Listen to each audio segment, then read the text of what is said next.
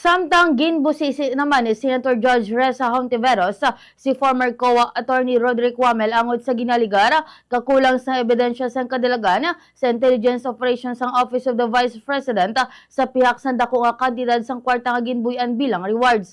Suno kay Wamel ang iya pag-analisar ang base sa mga dokumento nga ginsumiti sang Office of the Vice President.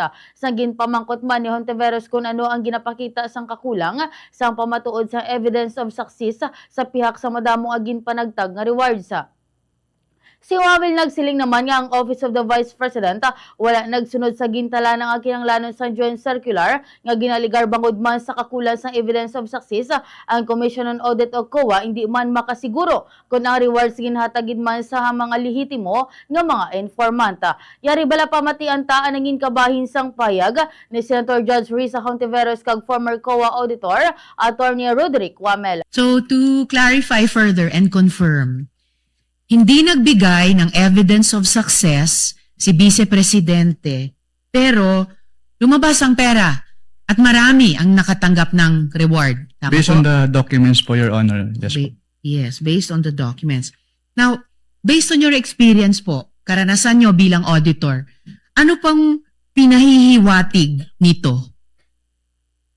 Pwede pong pakiclarify Ano po yung pinahihiwatig na hindi nakapagbigay ng patunay ng success ng intelligence or surveillance operations, pero maraming lumabas na pera at maraming tumanggap ng reward?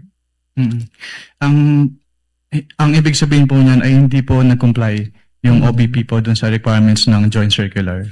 Okay, so yun ang pahiwatig sa inyo bilang, sa karanasan nyo bilang isang auditor. So, ngayon na wala nga yung evidence of success, matitiyak pa ba ng COA na yung pabuya ay talagang napunta dun sa mga informants? Hindi po, Your Honor. Hindi nyo mapatutayan.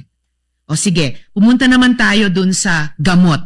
No? Di umanong gamot ang ibinigay na reward. So muli, sa karanasan po ninyo sa ICFAO, and based on your expertise, normal po ba iyon na gamot ang kapalit ng intelligence information? Hindi po siya normal po, Your Honor.